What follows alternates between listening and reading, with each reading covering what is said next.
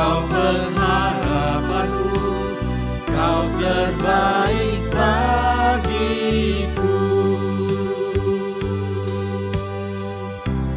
Kau yang terbaik, Kau terbaik bagiku.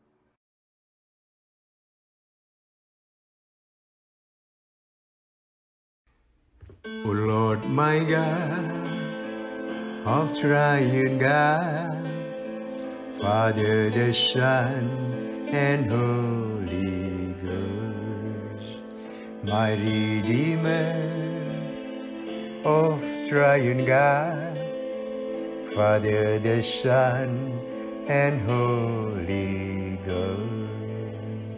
He is the Christ, wonderful Counselor. He is the Christ, the Almighty God. He is the Christ, everlasting Father. He is the Christ and Prince of Peace.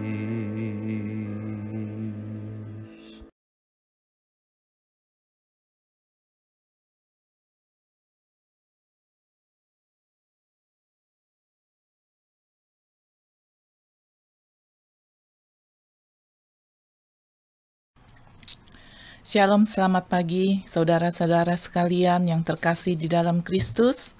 Selamat pagi, selamat menyambut hari Tuhan. Mari kita berdoa bersama sebelum kita memulai kebaktian ini. Kita mohon pimpinan Tuhan untuk membukakan hati dan pikiran kita. Mari kita berdoa. Bapa kami yang ada di surga, kami sungguh berterima kasih Tuhan atas pimpinan-Mu di dalam kehidupan kami. Saat ini Tuhan, kami mau memulai ibadah ini. Tolong Engkau pimpin ibadah ini dari awal sampai akhir. Tolong Engkau sertakan hamba-Mu, Pastor Irwan yang akan menyampaikan firman-Mu, agar firman yang disampaikan sesuai dengan kehendak-Mu. Dan juga sertakan anak-anak-Mu yang melayani-Mu di tempat ini. Tuhan, kami mau menyambut firman-Mu dengan sukacita. Kami mau membuka hati dan pikiran kami, Tuhan, agar kehidupan kami bisa diperbaharui dan kami bisa semakin dekat dengan Engkau. Tuhan, ampuni segala dosa dan pelanggaran kami, agar kami layak di hadapan-Mu. Terima kasih Bapa, tolong berfirmanlah Tuhan, kami di sini, anak-anak-Mu dan yang mengikuti ibadah online ini, siap untuk mendengarkan firman-Mu. Terima kasih Bapa, di dalam nama Tuhan Yesus kami sudah berdoa. Amin.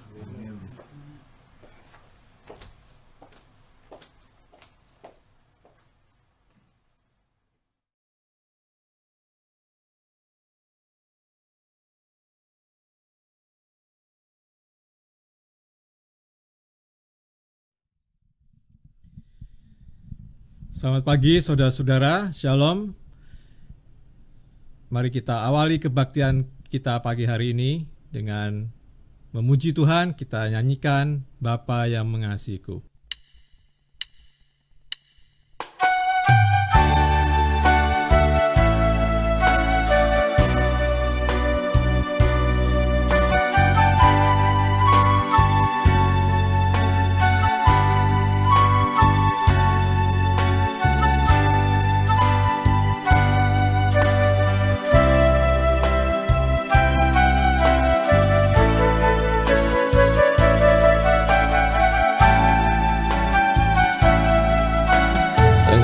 Bapa yang mengasihiku,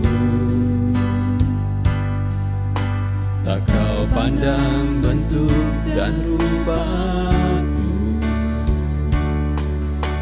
Engkau mengasihiku dengan sepenuh hati, tak pernah sama seperti dunia ini.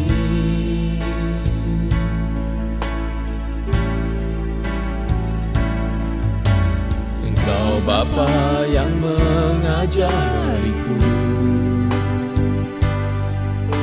melewati badai langit biru. Kau yang buatku terbang bagaikan Raja Wali, mengatasi segala pencobaan. Kau Bapa-Ku yang baik,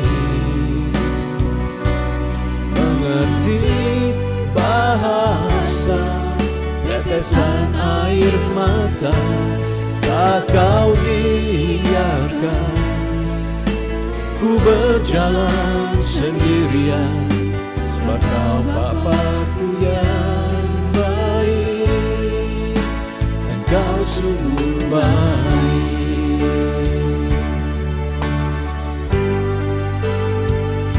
Tuhan tidak pernah meninggalkan mereka yang percaya dan berserah kepadanya.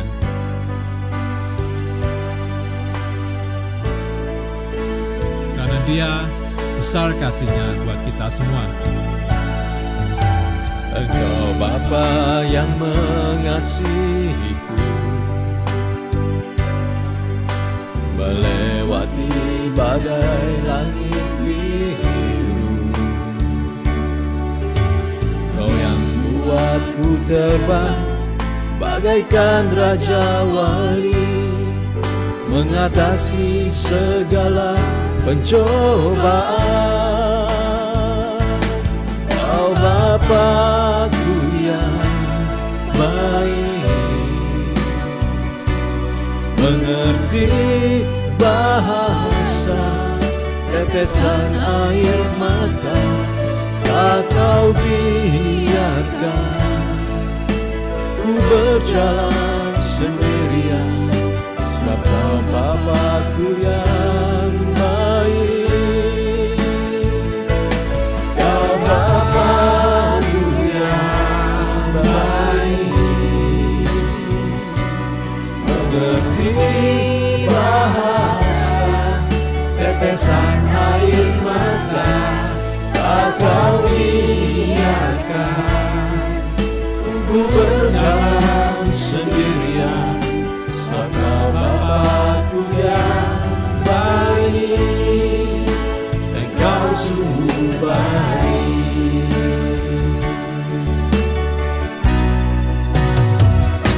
Kau Bapa-Ku yang baik,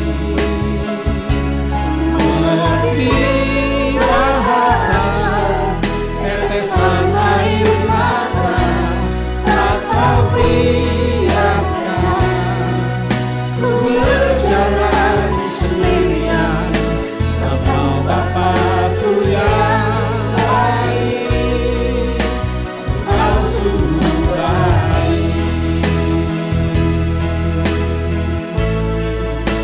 Engkau sungguh baik.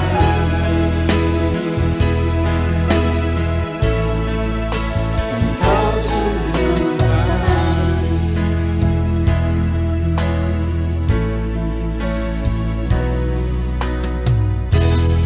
Amin. Puji Tuhan. Pujian berikutnya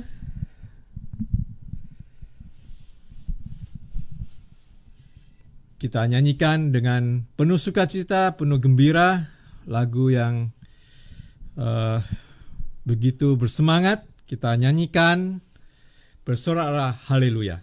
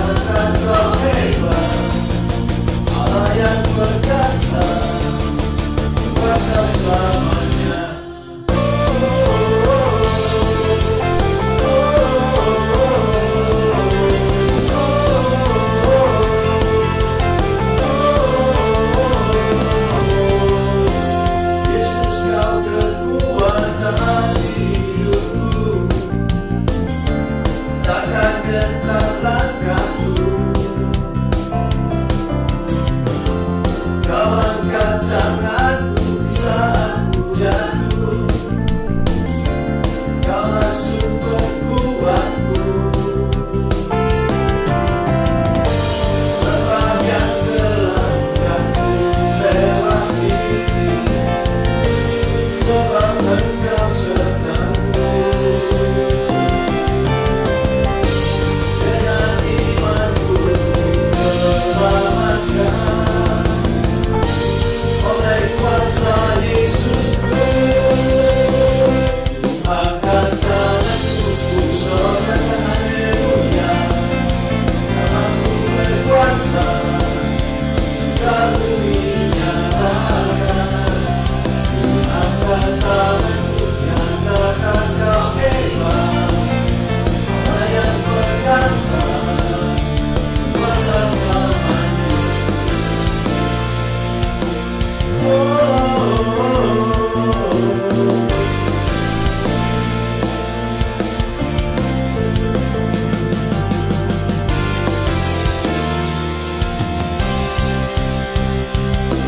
Angkat tanganku, ku sorakan haleluya. Namamu berkuasa, sudah bumi nyatakan. Ku angkat tanganku, nyatakan Kau hebat, Allah yang perkasa, kuasa selamanya. Ku angkat tanganku, ku sorakan haleluya. Namamu berkuasa, sudah bumi nyatakan. Angkat tanganku, nyatakan Kau hebat, Allah yang perkasa, kuasa selamanya.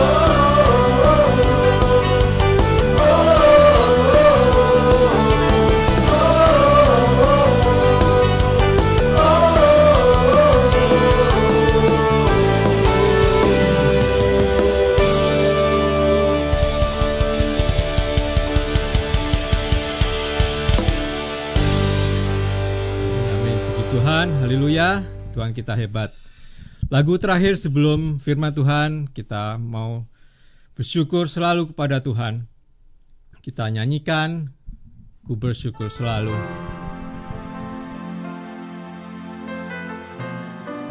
Di dalam segala masalah kita serahkan semuanya kepada Tuhan, karena kasih-Nya besar buat kita. Dengan apa ku membalas kasih-Mu yang ku terima dari-Mu? Dengan apa ku membalas cinta-Mu? Oh Yesusku, ku mau selalu bersyukur, selalu bersyukur. Kau Tuhan yang setia, yang selalu menolong. Ku mau selalu bersyukur, selalu bersyukur. Kau Bapa-Ku yang setia.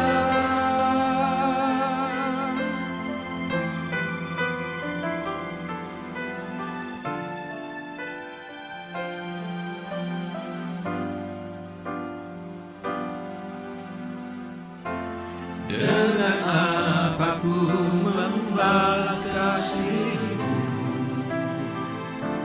yang ku terima dari-Mu? Dengan apa ku membalas cinta-Mu? Oh Yesusku, ku mau selalu bersyukur, selalu bersyukur. Kau Tuhan yang setia, yang selalu menopang. Ku mau selalu bersyukur, selalu bersyukur.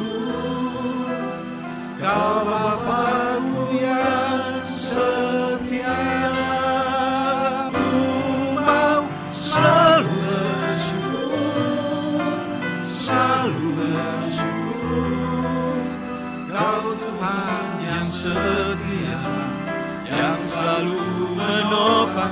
Ku mau selalu bersyukur, selalu bersyukur. Kau Bapa-Ku yang setia, Kau Bapa-Ku yang setia, Kau Bapa-Ku yang setia.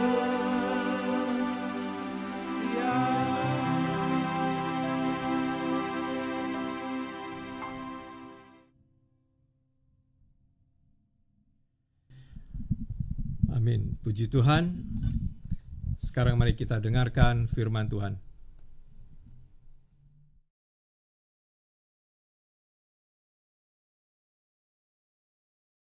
Shalom. Selamat pagi Bapak Ibu saudara sekalian kasih Tuhan. Senang sekali pagi ini boleh kembali menyapa Bapak Ibu jemaat yang dikasih Tuhan. Kita boleh bersama-sama beribadah di rumah Tuhan. Mari sebelum kita merenungkan firman Tuhan, saya undang kita sekalian untuk sekali lagi bersatu di dalam doa, memohon pertolongan Tuhan untuk kita boleh merenungkan firman-Nya. Mari kita berdoa. Bapa dalam surga, kami selalu rindu untuk bersyukur kepada Tuhan. Karena Engkau adalah Bapa kami yang setia. Bapa kami yang memelihara kehidupan kami. Yang senantiasa memimpin hidup kami. Ya Tuhan, biarlah pada kesempatan seperti hari ini kami boleh diberikan hati yang rindu untuk disapa oleh firman Tuhan. Sehingga kami boleh kembali diarahkan oleh Tuhan. Supaya hidup kami ini boleh kami persembahkan kepada-Mu ya Tuhan. Sebagai ucapan syukur. Karena Engkau telah dengan setia memberkati, memimpin hidup kami. Tuhan berkati setiap kami. Tolong hamba-Mu yang lemah, yang terbatas. Supaya boleh menjadi alat kemuliaan Tuhan. Yang mendatangkan berkat bagi jemaat-Mu. Dan pimpinlah perenungan kami akan firman-Mu. Berkati alat-alat yang dipakai untuk boleh membawa perenungan firman Tuhan ini berjalan dengan baik. Dan Engkau sendiri akan menolongnya ya Tuhan.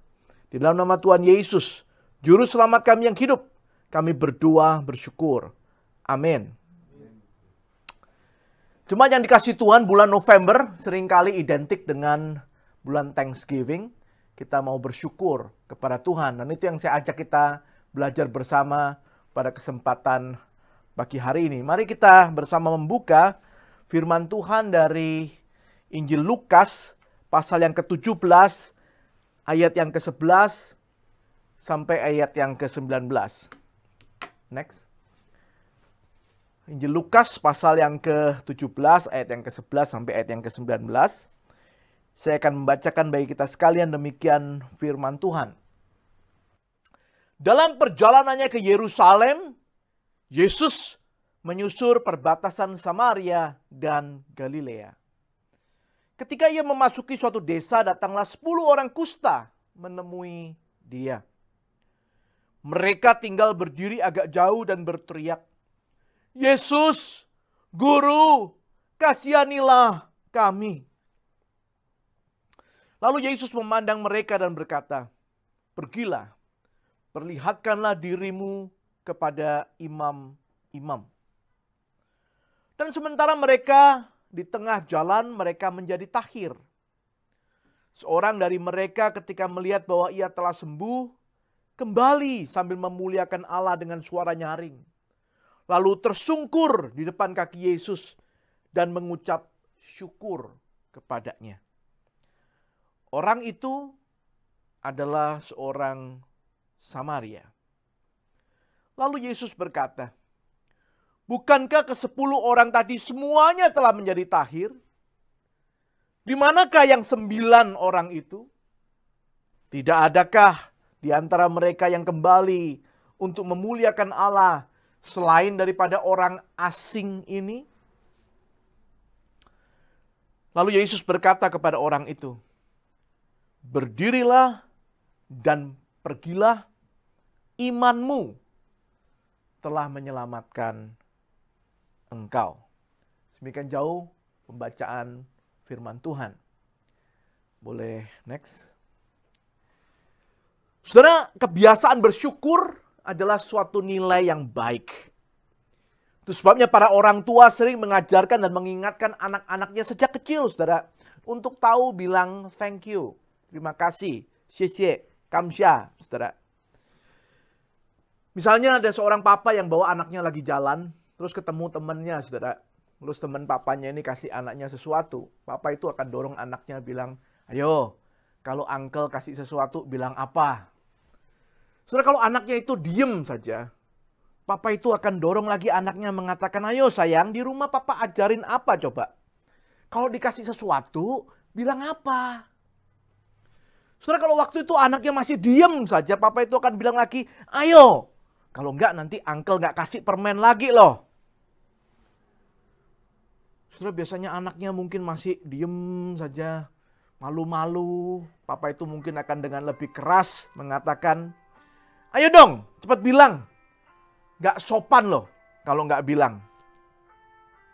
Saudara, kalau anak itu masih tetap aja diam, papa itu mungkin akan lebih ngancam lagi. Saudara berkata, ntar kalau kamu enggak bilang, papa enggak mau bawa kamu pulang loh. Ya, ayo cepat bilang. Saudara, karena seringnya didorong, seringnya diingatkan, bahkan seringnya dipaksa, akhirnya anak biasa juga bilang terima kasih, saudara. Bahkan, saking seringnya diulang, sampai ucapan terima kasih itu diucapkan tanpa makna, alias basa-basi saja. Nah, saudara, hal yang sama bisa juga terjadi di dalam relasi kita dengan Tuhan. Kalau saudara membaca di dalam 1 Tesalonika pasal 5 ayat 18. Boleh kasih ayatnya. Di sana dikatakan saudara mengucap syukurlah dalam segala hal. Sebab itulah yang dikehendaki Allah di dalam Kristus Yesus bagi kamu. Saudara, Tuhan menghendaki saudara dan saya memiliki sikap yang bersyukur. Karena itulah saudaraku, kita juga sering diajak gereja, saudaraku sering mendorong supaya kita bersyukur kepada Tuhan. Nah, saudara, saya khawatir jangan-jangan ada orang yang kemudian merasa dipaksa untuk bersyukur, saudara. Dan ucapan syukur itu kemudian kehilangan kesungguhannya. Saking seringnya kita diajak bersyukur. Saking seringnya saudara kita didorong untuk bersyukur. Sehingga memang kita bersyukur, kita datang ke gereja, kita menyampaikan syukur kita, tetapi semuanya itu kayak ritual saja yang diulang-ulang setiap kali. Nah, saudara, hari ini saya harap kita justru boleh memiliki ucapan syukur yang sungguh kepada Tuhan. Bahkan lebih dalam lagi, saya ingin mengajak kita melihat ada ucapan syukur yang diperkenan oleh Tuhan, yang disukai Tuhan. Sementara ada ucapan syukur yang lain yang Tuhan tidak berkenan untuk mendengarnya.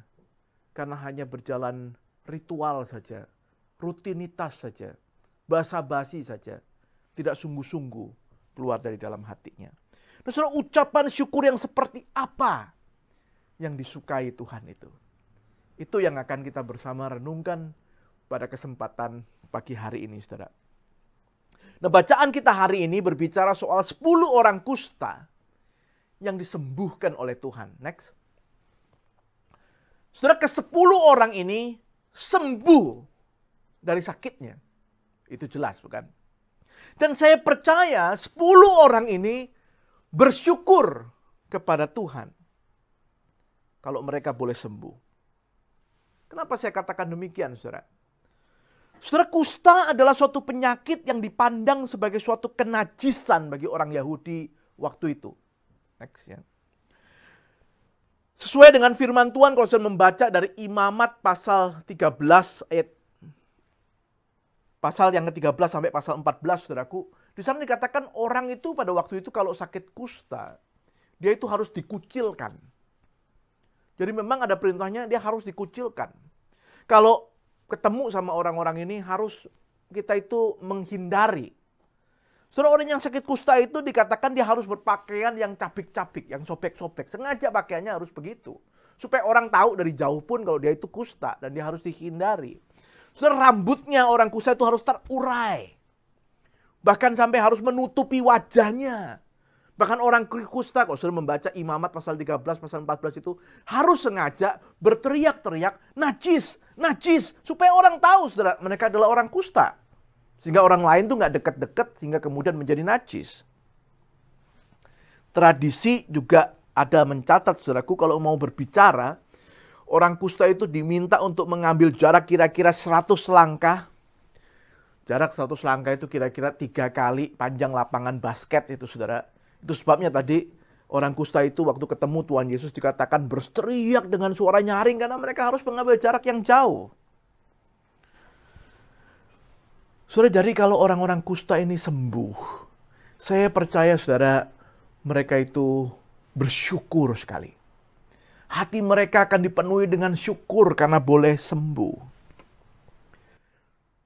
Tetapi yang menarik dari catatan Injil Lukas ini adalah hanya satu orang saja yang di dalam ucapan syukurnya itu melakukan sesuatu yang berbeda.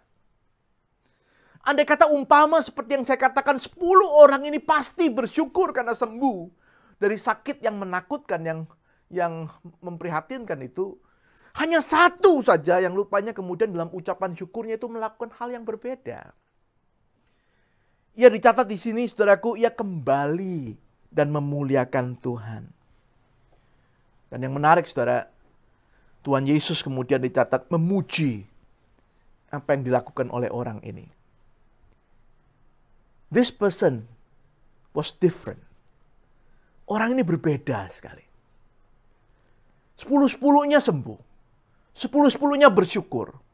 Tapi satu ini different. Dia kembali memuliakan Tuhan. Dan Tuhan Yesus memujinya. Saya percaya saudara, bulan ini banyak orang bersyukur. Dan saya pikir mungkin bukan cuma orang Kristen yang bersyukur, saudara. Banyak orang bersyukur. Tapi berapa banyak yang seperti satu orang ini. Yang dalam ucapan syukurnya melakukan sesuatu yang berbeda. Dan yang penting, dalam ucapan syukurnya, Tuhan berkenan kepadanya. Bulan ini di tengah banyak orang yang bersyukur, saya harap saudara dan saya adalah orang-orang yang diperkenan oleh Tuhan itu. Dan ironisnya saudara, sebenarnya dari cerita ini, dari 10 orang yang sembuh, 10 orang yang bersyukur, sebenarnya hanya satu yang dicatat berbeda, hanya satu yang dicatat Tuhan berkenan kepadanya. Orang yang kayak gini gak banyak rupanya, saudara. Dan hari ini mungkin di antara begitu banyak orang Kristen yang sungguh ucapan syukurnya diperkenan. It's not too many. Hanya 10%, 1/10 dari sekian banyak. Saya harap jemaat Maranatha adalah 1 dari 10 itu. Adalah yang 10% itu.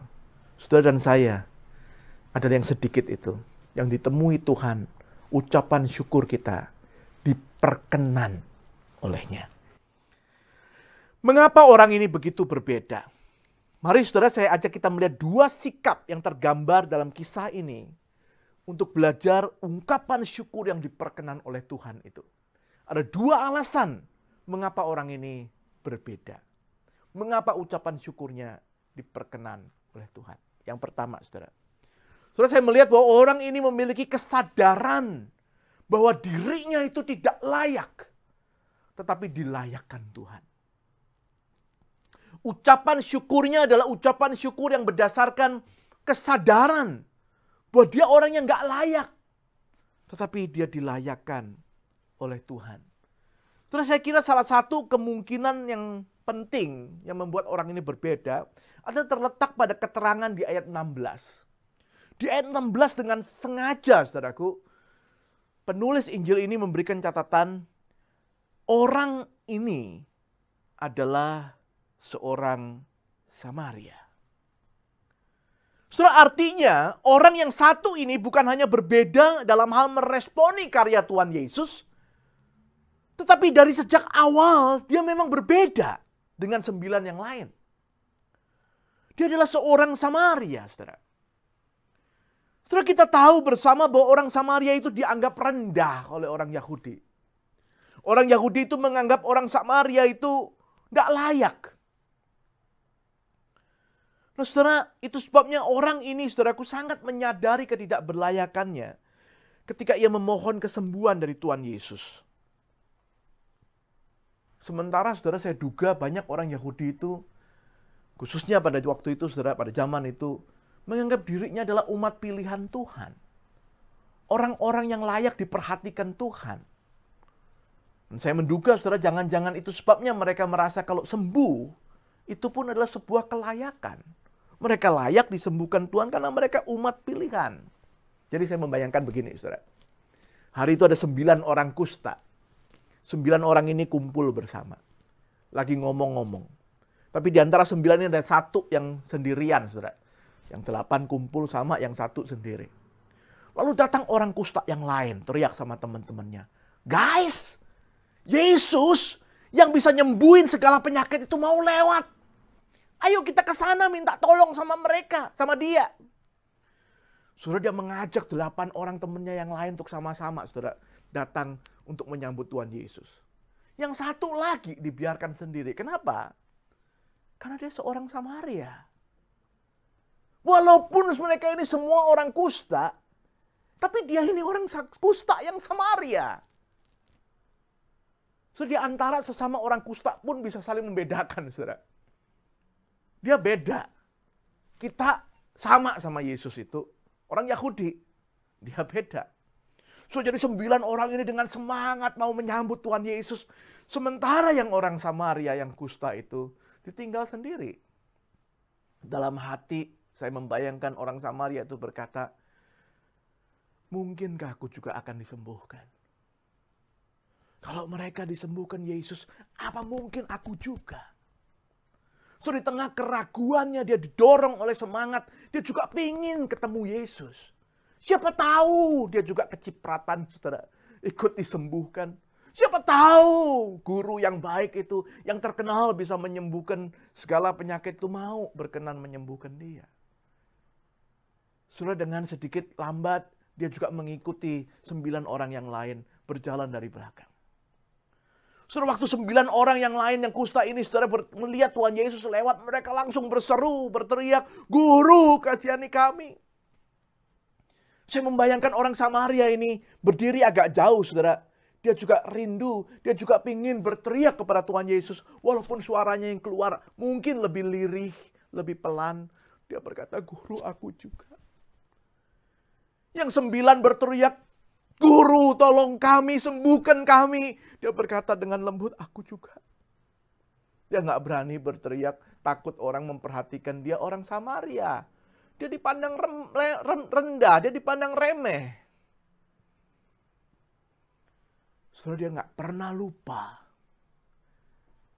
ketika Tuhan Yesus melihat kepada mereka. Mata Yesus jelas juga menatap kepadanya. Yesus berkata, pergi, perlihatkan dirimu kepada imam-imam. Sudah gak pernah lupa karena dia tahu mata itu juga melihat kepadanya. Bukan cuma kepada 9 orang yang lain, tapi juga kepadanya pribadi. Soal itu yang saya bayangkan yang terjadi, itu sebabnya ketika dalam perjalanan, saudaraku, mereka 10 orang ini mendapati diri mereka sembuh. Yang 1 ini different. Yang 1 ini berbeda. Saya membayangkan yang 9 orang itu waktu mendapati diri sembuh, mereka bersyukur. Puji Tuhan, aku sembuh. Tapi titik, stop. Karena mereka sendiri merasanya tentu saja aku sembuh. Aku ini umat pilihan. Tetapi yang orang Samaria ini, saya bayangkan ketika dia melihat dia juga sembuh. Dia tersungkur, dia menangis. Dia berkata, kok aku juga ternyata. Kok aku included? Who am I? Siapa saya ini? Saya cuma orang Samaria. Tapi kok aku juga boleh mengalami yang sama? So, dengan gemetar, Dia kembali kepada Yesus, sementara yang 9 lagi pulang. Dengan gemetar, dia kembali kepada Yesus, tersungkur di hadapan Yesus. Dia berkata, Tuhan, aku tidak layak. Tapi kok engkau mau, kok engkau berkenan menyelamatkan aku. Saudara, sikap sadar akan ketidakberlayakan diri adalah sikap yang penting dalam relasi kita dengan Tuhan. Dan kalau saudara belajar Injil Lukas, saudara akan melihat bagaimana pesan itu ditekankan berulang kali dalam Injil ini. Misalnya saudara, kalau saudara membaca Lukas pasal 5 tentang pertemuan Tuhan Yesus pertama kali dengan murid-muridnya, saudara, Lukas mempunyai catatan yang berbeda dengan Injil-Injil yang lain. Dalam pertemuan itu dikatakan saudara, Tuhan Yesus melakukan mujizat sehingga para murid yang adalah nelayan bisa menangkap ikan banyak. Sampai Simon Petrus itu dengan gemetar mengkoyakkan pakaiannya datang ke hadapan Tuhan Yesus berkata, jangan deketin aku orang berdosa. Bagi Lukas, saudaraku, catatan itu penting. Dalam relasi seorang murid dengan gurunya penting untuk menyadari kita ini nggak layak jadi muridnya, tapi dia melayakkan kita. Kalau saudara melihat Lukas pasal yang ke-7, saudara, di sana ada catatan tentang seorang perwira yang sadar dirinya nggak layak karena dia bukan orang Yahudi. Yang sadar dia sampai harus meminta tolong tua-tua Yahudi untuk minta tolong sama Tuhan Yesus. Saudara, perwira itu berkata kepada orang-orang tua-tua ini, katakan kepadanya, aku ini tidak layak. 2 kali dia ngomong, aku tidak layak ditolong. Aku tidak layak, saudara. Tetapi Tuhan Yesus memuji perwira ini. Tuhan Yesus berkata, iman yang kayak gini, iman yang seperti ini, gak pernah aku temui di tengah-tengah orang Yahudi. Iman yang seperti apa, saudara? Iman yang sadar, aku gak layak. Tetapi Tuhan melayakkan. Kalau saudara membaca juga di pasal yang ke-7 bagian akhir, saudaraku, ada seorang perempuan berdosa yang datang mengurapi Tuhan Yesus dengan minyak wangi yang mahal, saudara. Yesus juga memuji pelayanan perempuan ini dengan membandingkan dengan tuan rumah yang bernama Simon, orang Farisi itu. Yesus berkata, Simon, perempuan ini sadar diri, dia memberikan yang terbaik untuk aku, engkau tuan rumah. Bahkan engkau tidak menyediakan hal yang seperti itu. Ada perbedaan. Di dalam pelayanan perempuan ini, dia sadar dirinya nggak layak. Itu yang diperkenan Tuhan. Kalau saya meneruskan di pasal 18, ada 2 orang yang berdoa di bait Allah, saudara. Tuhan Yesus berkata, seorang adalah seorang Farisi, seorang pemimpin agama. Yang di dalam doanya, begitu sombongnya berkata, saudara, bahwa dia bersyukur kepada Tuhan. Dia adalah seorang pemimpin agama, dia adalah seorang yang dilayakkan oleh Tuhan. Tetapi ada seorang pemungut cukai yang di dalam doanya pukul-pukul dadanya berkata, Tuhan, aku seorang yang gak layak, seorang yang berdosa. Yesus berkata, doa orang ini adalah doa orang benar. Doa yang seperti apa, saudara? Doa yang disadari dengan kesadaran aku gak layak. Jadi Lukas senang tema ini, saudara. Lukas mau menekankan topik ini. Orang Kristen itu penting sekali berangkat dari kesadaran aku bukan orang yang layak. Kalau sudah membaca pasal 17 sebelum catatan tentang ke-10 orang kusta ini, Tuhan Yesus sebenarnya sedang memberikan gambaran tentang tuan dan hamba, relasi itu. Boleh next. Tentang tuan dan hamba, saudara. Yesus bilang begini, seorang tuan itu layak dilayani oleh hamba-hambanya. Hamba itu nggak boleh minta diterima kasihi oleh tuannya. Karena itu memang hal yang wajar untuk dia lakukan. Tetapi, saudara, di dalam relasi antara tuan dan hamba ini, bukan hanya ada hamba-hamba yang senang atau pingin menuntut diterima kasihi oleh tuannya. Bahkan ada hamba-hamba yang menuntut supaya tuannya itu memberikan pujian, memberikan berkat, memaksa tuannya itu menuntut untuk memberkati dia. Karena dia sudah memberikan sesuatu. Bukan saja dia merasa layak, bahkan dia merasa tuannya ini berhutang sama dia. Saudara, hal yang seperti itulah yang seringkali membuat ucapan syukur kita itu tidak diperkenan oleh Tuhan. Kita merasa diri kita layak mendapatkan apa yang kita dapatkan dari Tuhan, sehingga kita pun merasa untuk hal-hal yang seperti itu kita nggak perlu bersyukur. Bahkan ketika kita tidak mendapatkan apa yang kita anggap kita mestinya mendapatkan itu, kita bisa marah besar. Bahkan kecewa kepada Tuhan. Inilah bahaya besar yang sering membuat orang bukan hanya tidak bersyukur, tetapi kecewa kepada Tuhan itu. Kita merasa diri kita layak mendapatkan apa yang kita dapatkan.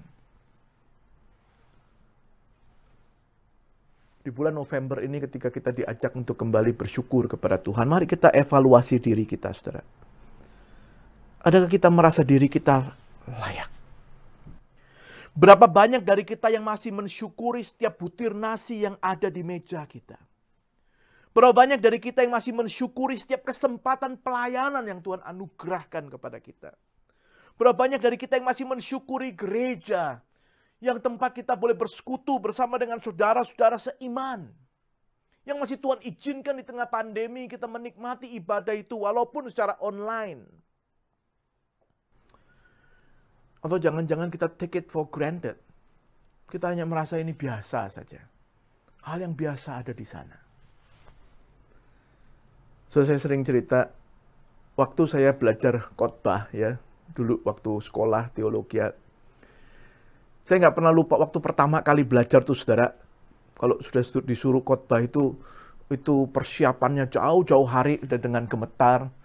Waktu hari tiba itu, saudara, keringat itu bisa sejagung-jagung itu, saudara ya, mau khotbah itu. Doa terus sama Tuhan, Tuhan tolong, aku nggak layak, aku nggak bisa, gitu loh, saudara ya. Terus kemudian tiba harinya terus menyampaikan dengan gemetar. Selesai khotbah ada orang teman-teman yang bilang, tadi bagus khotbahnya. Aduh, naik ke asrama, nangis, saudara. Berkata, Tuhan terima kasih, ini bukan aku Tuhan, aku tidak layak. Itu loh perasaannya, saudara. Kedua kali masih ada perasaan seperti itu, ketiga kali. Tetapi ketika sudah ratusan kali berkhotbah, ketika udah mulai ribuan kali berkhotbah, pertanyaan yang selalu saya tanyakan kepada diri saya, apakah masih ada perasaan seperti itu? Kesadaran aku tidak layak, tapi Tuhan telah melayakkan aku. Saudara, kalau nggak ada kesadaran itu, sesungguhnya apa yang kita lakukan, bahkan di dalam ucapan syukur kita jauh dari diperkenan Tuhan. Permisi tanya, masih ingatkah kita waktu pertama kali kita buka toko itu, saudara? Atau memulai karir kita, memulai usaha kita, memulai kerja kita di satu tempat tertentu. Mungkin dengan gemetar pagi hari waktu kita mau buka toko itu. Waktu kita mau mulai ke kantor hari pertama itu, day one itu, kita berdoa sama Tuhan, Tuhan ini toko bisa ada karena Tuhan. Kerja ini aku bisa dapat karena Tuhan. Tolong Tuhan berkati, tolong Tuhan beri aku kemampuan. Aku bisa menghadapi setiap pelanggan, setiap customer dengan baik. Saudara, dengan gemetar kita akan melakukan pekerjaan itu dan bersyukur kepada Tuhan. Karena Dia memperkenan kita, menolong kita, memberkati kita. Tapi setelah berbulan-bulan, setelah bertahun-tahun, setelah kita memang piawai melakukan semua yang kita lakukan itu, permisi tanya, berapa yang masih ada syukur itu? Atau jangan-jangan kita mulai mengeluh. Ketika di kantor, ada orang yang kita nggak suka, ada yang menghambat kita, toko kita mulai agak sepi, kita mulai ngomel sama Tuhan berkata, kok dibuat begini? Kita lupa bahwa kalau bukan Tuhan, bahkan pekerjaan pun kita nggak punya. Kita lupa bahwa kalau bukan Tuhan, 1 sen pun kita nggak mungkin dapatkan. Ketika kita merasa diri layak, saudara, ucapan syukur kita akan jauh dari ucapan syukur yang diperkenan oleh Tuhan. Mari, di bulan ini ketika kita mau diajak untuk bersyukur bersama, saya katakan tadi, dengan banyak orang mungkin di luar sana, termasuk yang bukan Kristen. Saya harap ucapan syukur saudara dan saya adalah ucapan syukur yang diperkenan Tuhan. Ucapan syukur yang dilandasi dengan kesadaran aku bukan orang yang layak. Tapi Tuhan layakkan. Setahun ini, di tengah banyak masalah, banyak musibah, banyak bencana, kalau engkau dan saya bisa sampai di bulan-bulan akhir tahun 2020, sadarkah kita itu anugerah Tuhan? Do you think kita orang yang kuat, yang hebat, yang bisa bertahan sampai akhir? Atau kita hanya mengandalkan Tuhan sebenarnya? Hanya Dia yang menolong kita. Yang kedua, yang terakhir. Saudara, bukan hanya orang ini sadar dirinya tidak layak. Tetapi orang ini saya melihat juga ada kesadaran bahwa Tuhan punya rencana ketika menyembuhkannya, ketika menolong dia. Saudara, Tuhan Yesus mengomentari di ayat 18. Saudara perhatikan ayat 18. Komentar Tuhan Yesus itu menunjukkan bahwa Yesus punya keinginan. Ya, dia pingin supaya 10 orang yang disembuhkan itu kembali untuk memuliakan Allah.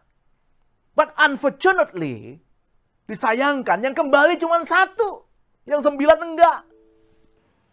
So, dalam pertanyaannya Tuhan Yesus tidak bertanya begini, saudara. Mengapa hanya 1 yang bersyukur? Itu bukan pertanyaan Tuhan Yesus. Karena saya pikir memang 10-10-nya bersyukur kepada Tuhan. Tetapi yang dikomentari Tuhan Yesus adalah mengapa yang kembali untuk memuliakan Tuhan? Tuhan Yesus pakai istilah doksa di sana. Kembali untuk memuliakan Tuhan itu cuma 1. Mana yang 9 lagi? Kok mereka gak kembali untuk memuliakan aku? Nah, hal yang kedua yang harus kita waspadai adalah berhubungan dengan tujuan Allah. Manusia itu punya kecenderungan untuk berfokus pada kepentingannya sendiri. Yang dipikirkan adalah kebutuhannya, keinginannya, kepentingannya. Jauh dari kerinduan untuk mengutamakan tujuan Allah dalam dirinya. Bahkan dalam relasi dengan Allah, saudaraku, banyak orang itu hanya tertarik dengan dirinya, bukan diri Allah. Kalau mau survei, saudara bertanya, mengapa seseorang itu ke gereja, atau kenapa seorang itu mau menjadi Kristen, saudara, saya kok duga, saudara ya, sebagian itu akan menjawab, supaya saya diberkati Tuhan, supaya saya kaya, supaya saya sembuh dari sakit saya, supaya saya dihindarkan dari bencana, dan lain-lain. Jadi fokusnya itu, supaya saya. Kenapa ke gereja? Kenapa percaya Yesus? Supaya saya selamat, supaya saya bahagia, supaya saya senang, supaya saya. Fokusnya adalah dirinya.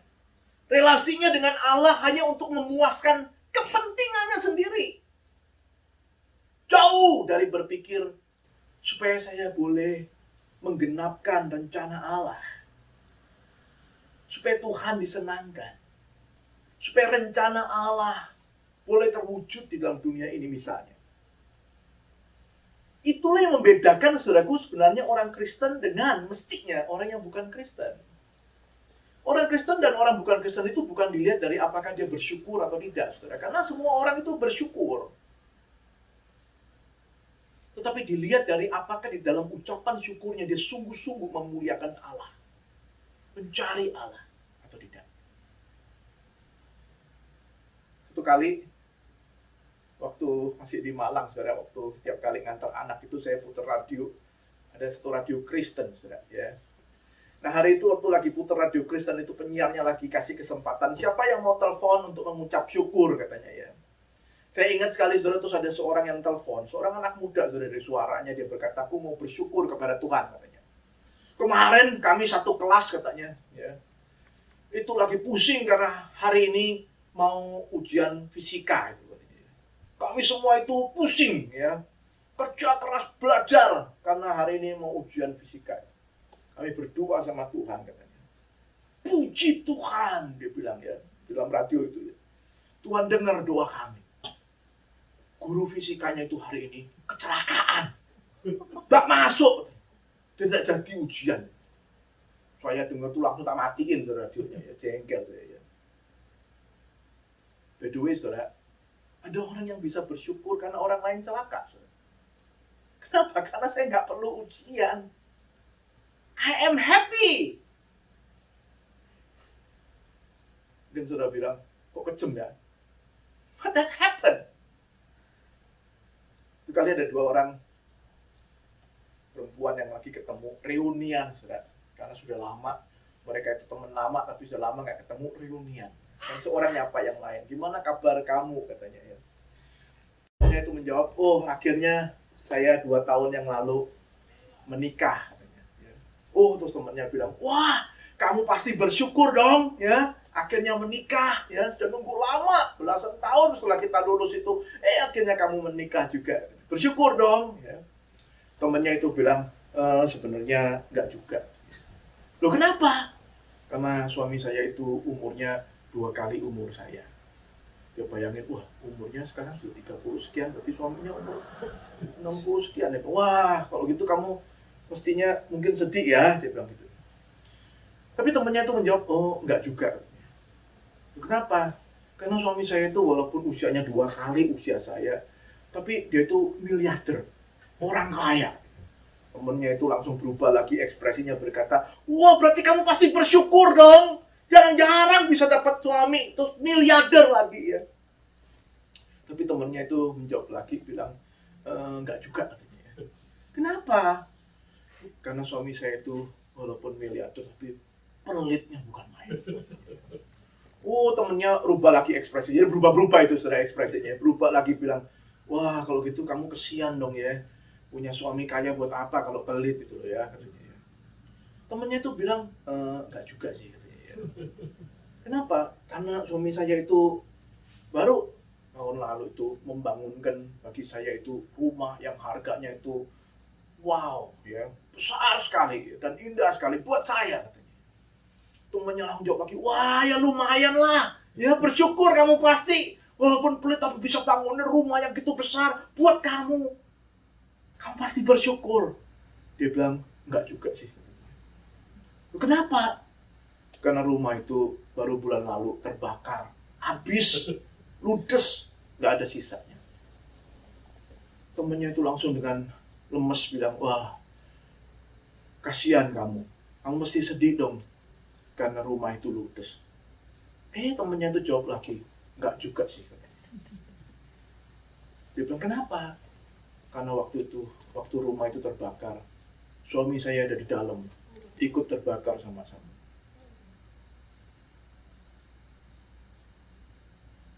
Sudah waktu baca artikel itu ya, saya pikir ada orang bisa begitu ya. Ada orang bisa bersyukur untuk hal-hal yang memprihatinkan, sudah. Ada orang-orang yang bisa bersyukur karena orang lain ketimpa bencana, ketimpa masalah. Jadi saudara, bersyukur itu belum tentu hal yang baik, apalagi diperkenan Tuhan. Banyak orang bersyukur, saudara. Bersyukur karena apa? Bersyukur karena keinginannya terpenuhi. Bersyukur karena dia pas hoki, katanya. Bersyukur karena dia dapat sesuatu. Bahkan dia nggak peduli what happened to other people. Dia nggak peduli. Apalagi dengan rencana Tuhan sebenarnya. Yang memberikan kepadanya apa yang didapatkan itu. Nah, saya membayangkan lagi saudara 10 orang kusta ini. 10-10-nya sembuh di tengah jalan. Yes. Yang 9 itu setelah sembuh berkata, praise the Lord, kami sembuh. Terus apa? Terus pulang. Tapi yang satu ini saudara, waktu dia sembuh itu, dia berkata, praise the Lord, saya sembuh. Lalu dalam hati kecilnya dia berkata, saudara, kenapa Tuhan aku sembuh? Why me, Lord? What do you want from me, Lord? Apa yang Tuhan mau dari aku, ya Tuhan? Kalau Engkau menyembuhkan aku, pasti ada rencanamu. Kalau Engkau menyembuhkan aku, pasti ada maksudmu. Let me know, Lord, what is your will for me? Itu sebabnya dia kembali kepada Tuhan Yesus. Kalau enggak ya dia pulang, saudara. Dia kembali untuk memuliakan Tuhan. Dia mau tahu apa yang Tuhan rencanakan dalam dirinya. Dan saudara, saya kira ayat yang terakhir bagian ini sangat penting sekali. Karena saudara ada 10 orang kusta. 10-10-nya disembuhkan Tuhan. 10-10-nya bersyukur kepada Tuhan. Tapi hanya satu orang ini yang kepadanya Tuhan Yesus berbicara dengan serius. Ayat yang ke-19. Berdirilah dan pergilah, imanmu telah menyelamatkan engkau. 10 orang sembuh dari kusta. Tapi hanya satu ini yang Tuhan Yesus berkata dengan serius. Imanmu menyelamatkan engkau. Today, hari ini. Mungkin ada banyak orang yang diberkati sepanjang 2020. Mungkin ada banyak orang yang sembuh dari sakit di tahun 2020. Tapi dengan serius saya mau bertanya, berapa yang kepadanya Tuhan berkata, imanmu menyelamatkan engkau. Yang membedakan orang Kristen dengan orang bukan Kristen, bukan pada apakah dia bersyukur atau tidak. Saya percaya sekali lagi banyak orang bersyukur. Tetapi apakah sungguh-sungguh di dalam ucapan syukur seseorang itu, dia mencari tahu apa rencana Tuhan, apa maksud Tuhan dalam hidupnya. Saudara dan saya sudah sampai di bulan yang ke-11 tahun 2020 ini. Banyak orang mungkin bertanya, kenapa pandemi? Kenapa COVID? Kenapa kami harus melalui kesulitan? Berapa yang bertanya, kenapa Tuhan Kau masih mengizinkan kami sampai di akhir tahun ini? Apa yang Kau inginkan? Apa maksudmu? Apa rencanamu? Apa yang Kau ingin supaya kami lakukan di tengah-tengah keadaan yang sulit ini? Orang yang sungguh-sungguh mengasihi Tuhan, yang sungguh-sungguh mau bersyukur kepada Tuhan, bertanya dengan serius, apa yang Kau mau Tuhan? Let me do it for you. Help me, Lord. Saudara yang dikasih Tuhan,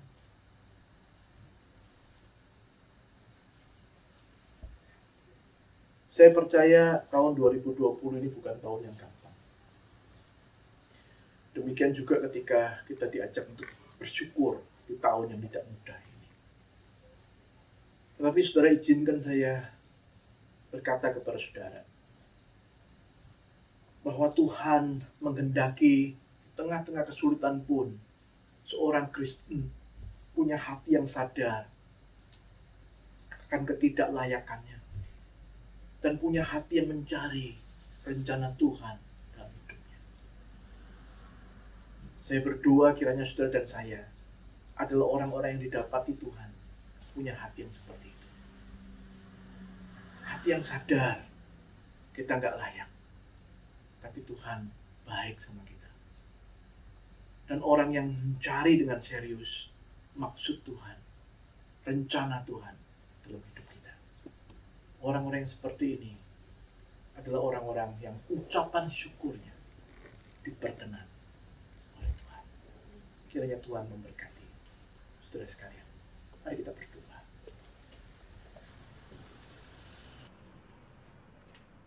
Bapa dalam surga, kami bersyukur untuk anugerah-Mu.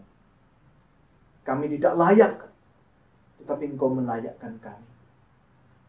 Di tengah anugerah Tuhan itulah kami terus rindu untuk mencari, ya Tuhan, apa yang Engkau inginkan untuk kami kerjakan dalam hidup kami ini. Tolong kami, berkati kami, supaya kami boleh mengenalnya dan melakukannya dengan setia dalam hidup kami. Berkati jemaat-Mu, berkati di dalam segala kehidupannya, supaya setiap jemaat Tuhan sungguh-sungguh boleh menjadi orang-orang Kristen yang memuliakan Tuhan dalam hidupnya, yang ucapan syukurnya sungguh diperkenan oleh Tuhan. Terima kasih Bapa. Demikian kami berdoa di dalam nama Tuhan Yesus Kristus, Juru Selamat kami yang hidup. Amin. Tuhan memberkati saudara.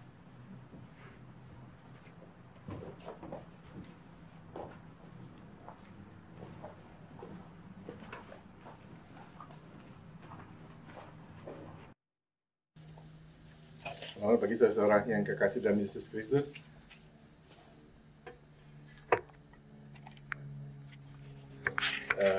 Terima kasih kepada Pak Irwan yang sudah menyampaikan firman Tuhan yang begitu baik sehingga kita menyadari bahwa kita harus bersyukur kepada Tuhan untuk segala sesuatu yang Tuhan berikan kepada kita, dari napas, dari pemeliharaan Tuhan tiap hari, sehingga penyelamatan Tuhan di kayu salib yang telah menebus kita dari dosa sehingga kita dapat diselamatkan.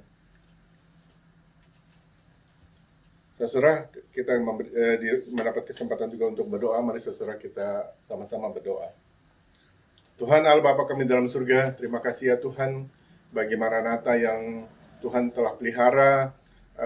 Kami masih bisa berbakti di dalam ruangan ini.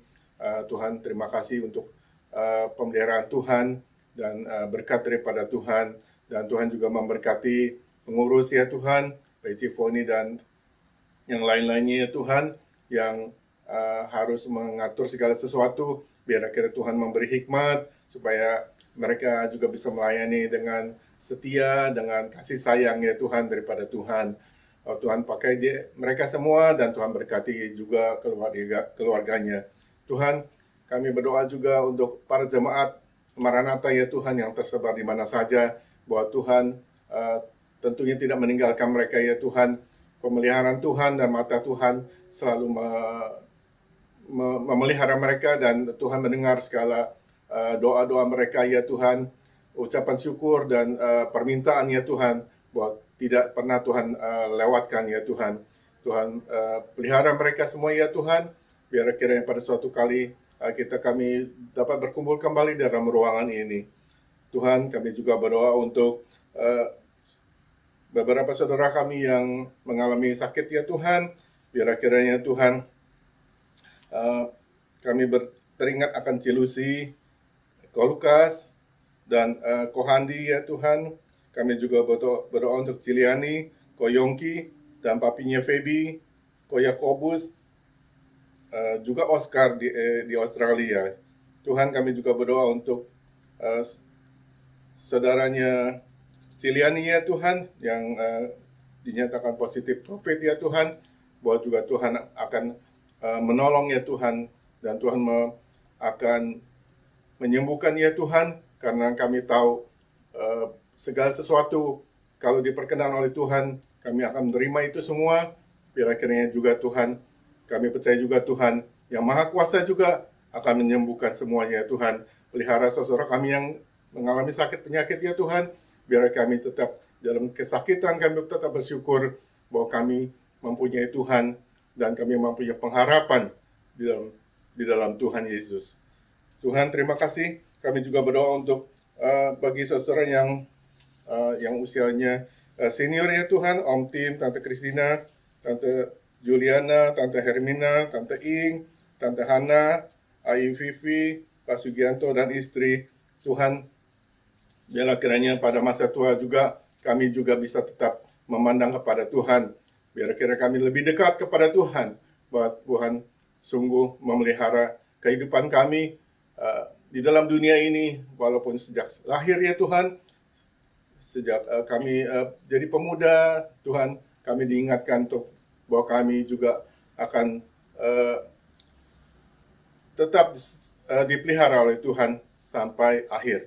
Ya Tuhan, terima kasih ya Tuhan, kami serahkan pelayanan Maranatha ini sekali lagi ke dalam tangan Tuhan. Hanya di dalam nama Tuhan kami, Yesus Kristus, kami naikkan sebuah doa ini. Amin. Amin.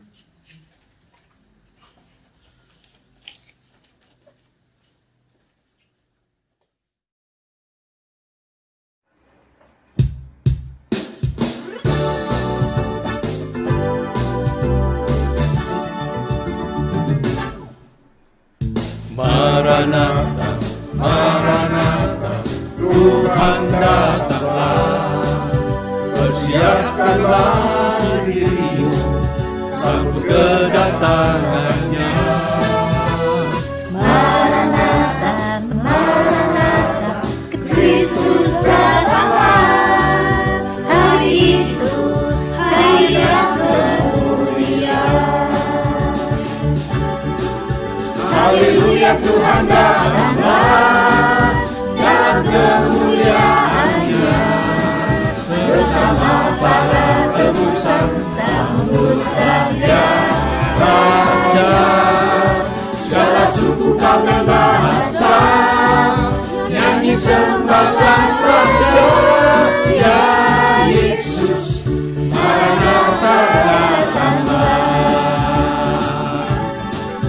Haleluya, Tuhan datanglah dalam kemuliaan-Nya, bersama para tebusan sambut Raja. Segala suku kaum dan bahasa nyanyi sembah Sang Raja. Ya Yesus, Maranatha datanglah. Ya Yesus, Maranatha datanglah. Ya Yesus, Maranatha datanglah.